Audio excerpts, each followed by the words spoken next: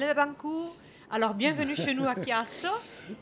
Comment ça a été ton impression après la présentation de tes livres avec Bob Antonini? Tu as apprécié l'ambiance? Ah oui, j'ai été très ému de constater qu'il y avait beaucoup de monde, il y avait une attention. Et puis ce qui est intéressant, c'est que moi je parlais en français, Roberto m'interrogeait en italien, la salle pouvait écouter à la fois le français et l'italien. C'est ça la beauté peut-être du monde, essayer de faire de sorte que les langues ne soient plus une barrière et que la littérature vienne au secours de tout cela. Donc, grosso modo, c'était une très belle rencontre. J'étais très surpris de cette présence, que ce soit le maire, le ministre, l'organisation. En tout cas, ça restera dans ma mémoire. Ben, je suis très contente et je crois que tu as parlé de choses très intéressantes. Par exemple, tu as dit que la droite a plutôt tendance à se refaire à l'histoire, tandis que les gens progressistes doivent donner des réponses sur le présent. Mais avant d'aller sur cette question, tu as, à mon avis, donné le mot-clé l'humanité.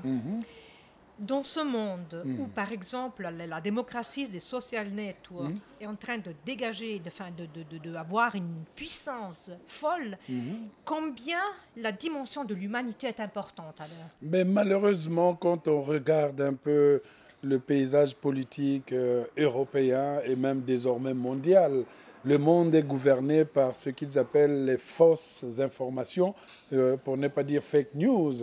Les gens écoutent plus rapidement une mauvaise information qu'une belle. Et on a même l'impression que c'est la vérité qui dérange les gens. Et quand je vois ce qui se passe dans les élections françaises aujourd'hui, où effectivement vous avez deux candidats dont il n'y a même pas le choix. Je veux dire, quand vous demande de choisir entre la nuit et la lumière, mais qui sont ces gens qui doutent encore au point de vouloir préférer la nuit? Il n'y a pas de choix entre Macron et Le Pen. Il est évident que celui qui est le plus démocrate, celui qui est le plus dans le monde, c'est Emmanuel Macron. Et aujourd'hui, c'est plus facile de vendre le mensonge que la vérité.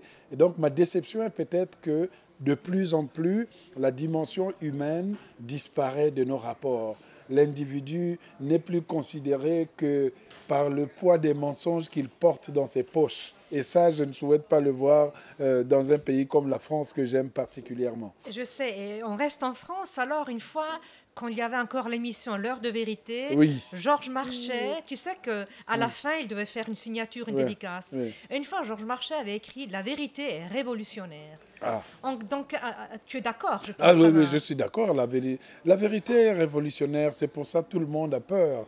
Les gens aiment bien faire de la démagogie, mais lorsqu'il s'agit de faire d'établir la vérité, ils sont absents. Donc Georges Marchais, en dehors de son côté un peu gouailleur, de son côté, monsieur El Kabbach, je vous demande de vous taire, son côté, voilà, oui, parce que c'est quand même un des hommes politiques qui avait une conviction. On a beau raconter tout ce qu'on veut, mais Georges Marchais, c'était quelqu'un qui était droit, c'était quelqu'un qui croyait dans le genre humain. C'était peut-être le dernier des communistes français, puisqu'il n'y a pas de parti communiste en France. Le parti qui reste, c'est juste une coquille vide.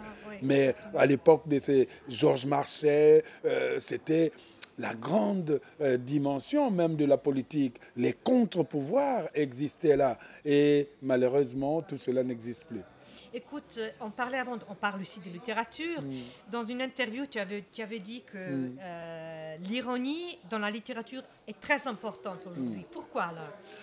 L'ironie est très importante parce que les gens semblent se prendre trop au sérieux, mais le sérieux ne fait pas forcément passer le message.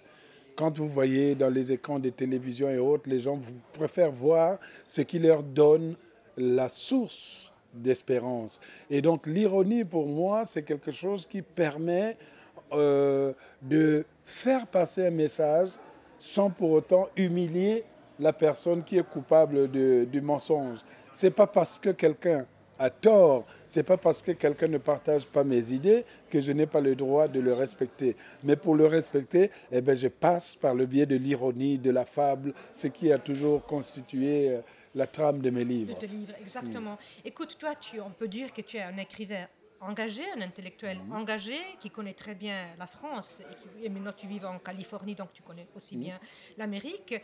Écoute, moi je voulais te poser une question. On est sur la frontière avec l'Italie. Oui. Et on ne peut pas, maintenant que l'été arrive, penser aux migrants qui laissent l'Afrique en quête d'une chance. Oui.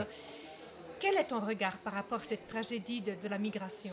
Ben, le regard, il est évidemment très triste, parce que d'une façon ou d'une autre, je suis aussi le produit de la migration. Puisque, vu ma couleur, ce n'est pas ici que j'ai tiré mes racines. Je viens de l'Afrique, j'ai fait le déplacement. Mais le monde entier est un monde qui a été bâti sur la migration. La colonisation est une migration sombre aussi, puisque l'Europe se décrase pour aller, en quelque sorte, picorer les matières premières dans les colonies. Les peuples ont toujours bougé. Les Sénégalais, les Africains qui sont venus en Europe pour faire la Deuxième Guerre mondiale ou la Première, il s'agissait d'une certaine migration. Mais aujourd'hui, ce qui me fait le plus mal, c'est qu'on ne cherche jamais à comprendre ce qui se passe dans la tête du migrant. On lui oppose une politique de rejet, et le migrant se sent coupable de venir voler quelque chose. Mais il faut qu'on revienne à cette dimension humaine où, effectivement, quand quelqu'un avait faim, avait soif, on lui donnait à manger ou on lui donnait à boire, on le recevait d'abord. Vous recevez quelqu'un, la réception est importante. Ce n'est pas normal qu'un pays comme l'Allemagne, maintenant, reçoive mieux que la France, qui avait le sens de l'hospitalité. On a dit toutes les mauvaises choses sur l'Allemagne, mais aujourd'hui, l'humanité, c'est toujours du côté des Allemands qui ont un cœur et qui acceptent l'arrivée de certains migrants. Et c'est là aussi, il faut savoir que le migrant, ce n'est pas quelqu'un qui s'est réveillé le matin en disant « Tiens, je vais me faire une petite migration en Europe ». C'est des gens qui sont victimes des systèmes autoritaires et dictatoriaux que sponsorisent justement les pays qui refusent de recevoir les migrants. La France sponsorise bien des choses en Afrique, la France-Afrique, les dictateurs africains. La France est l'ami de Sassou Nguesso qui est au pouvoir depuis 32 ans. La France est l'ami de Bongo dont le père était au pouvoir depuis longtemps. La France est l'ami de toutes les dictatures. La France a accepté qu'un migrant international comme Kadhafi vienne planter sa tente en plein cœur de France. Et quand les vrais migrants viennent planter leur tente, ça étonne quelques... Est-ce que parce que les migrants n'ont pas ce pouvoir économique? Moi, je pense que la migration, c'est la définition de nos rapports aujourd'hui. L'individu se définit désormais par le nombre de rencontres qu'il fait, par les échanges de cultures qui se font. Et cela se fait toujours par une littérature de migration. On bouge quand on se sent mal. À l'époque de Victor Hugo, quand Napoléon lui cherchait les poux dans la tonsure, il était allé se réfugier du côté de Guernesey. À l'époque de la Deuxième Guerre mondiale, et le général de Gaulle est allé faire sa migration à Londres, et c'est depuis là-bas qu'il avait lancé son appel du 18 juin. Et il était aussi à Brazzaville, où Brazzaville était la capitale de la France libre. Mais aujourd'hui, l'immigration, on a tout perdu. On écoute plus les discours de l'extrême droite. Exactement. Que des gens qui sont censés apporter un message d'humanité. Écoute, une dernière question. Justement, vous les intellectuels comme toi, Alain, ont ce pouvoir. En plus, toi, tu es écrivain, donc tu as le pouvoir de la parole, du message, de la littérature, de la narration.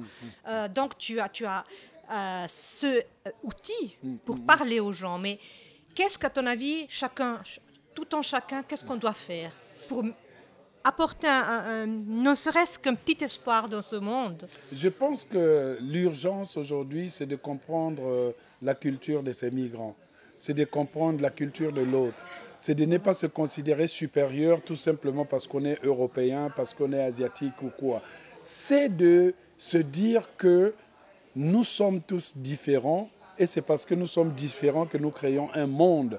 Un monde qui est monotone n'a pas de sens. Si vous arrivez dans une pièce et tout est blanc, ça fatigue la vue, ça fatigue l'œil. Mais dès qu'il y aura un petit papillon qui va voler dans la couleur toute blanche, eh bien, ça permettra aux autres d'avoir un autre paysage. L'urgence aujourd'hui, c'est de reconsidérer tous les préjugés qui nous ont poussés aujourd'hui à penser que les migrants étaient des terroristes, étaient des violeurs, etc. Non, je pense qu'il peut y avoir 2 ou 3 cas difficiles, mais en général, la migration a toujours enrichi les sociétés qui recevaient. Merci beaucoup, Alain. Merci beaucoup. Hein? Merci.